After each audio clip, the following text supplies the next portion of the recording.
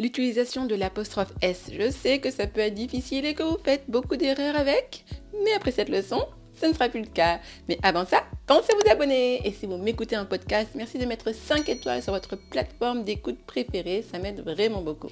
Alors, le fameux apostrophe S, là on va l'étudier dans le cadre du génitif qui peut servir à traduire la possession. On va commencer par l'étudier avec cet exemple. L'attention de ses élèves. L'attention de ses élèves.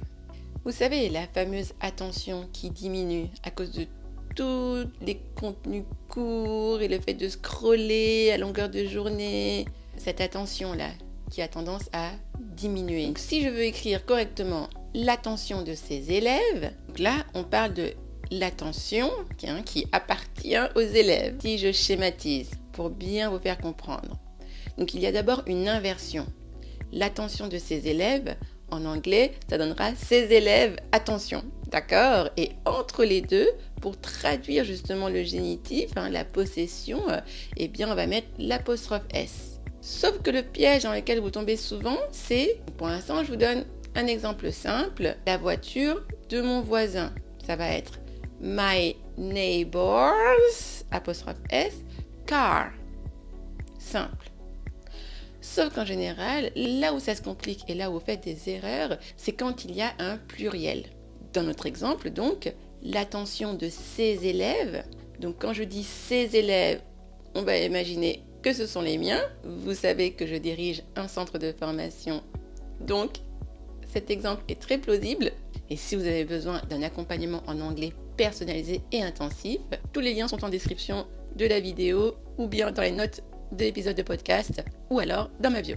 Ses élèves, ça va donc être her students. Ensuite, on a dit que attention est passé derrière, attention. Et entre les deux, on est censé mettre l'apostrophe S. Sauf que là, dans notre exemple, students est déjà au pluriel. Donc, puisqu'il est au pluriel, on ne rajoute pas de S. On ne va pas mettre l'apostrophe S, on va juste garder l'apostrophe. Donc, quand le nom est déjà au pluriel, nous ne gardons que l'apostrophe. Et pour que le cours soit complet, je devais vous parler d'une exception. Alors, ce n'est pas vraiment une exception, vous allez comprendre. Si je veux dire l'attention de Louis, donc là, je parle d'un élève, et Louis se termine par un S. Il se termine par un S, mais ce n'est pas du pluriel.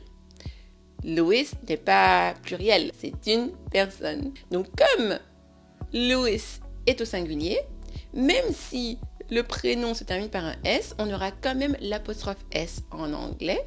Et en plus, il faudra le prononcer, il s'entendra. Donc pour dire l'attention de Louis, on fait notre inversion et ça va se prononcer Louis's attention. Louis's attention. Donc si je récapitule, pour utiliser correctement le génitif, on fait une inversion, on met l'apostrophe S entre les deux, sauf si le nom est au pluriel, là nous ne mettons que l'apostrophe, comme avec her students' attention. Et si le mot se termine par un S, mais qui n'est pas au pluriel, on met bien l'apostrophe S et on le prononce Louis's attention. Est-ce que c'est clair ? Dites-moi si c'est clair en commentaire et surtout, faites des phrases d'exemple pour pratiquer et intégrer. Vous savez que je lis tous vos commentaires et que je vous corrige si besoin en plus, donc profitez-en. Et si ce n'est pas encore fait, bien sûr, pensez à vous abonner, à liker et à partager pour aider encore plus de monde.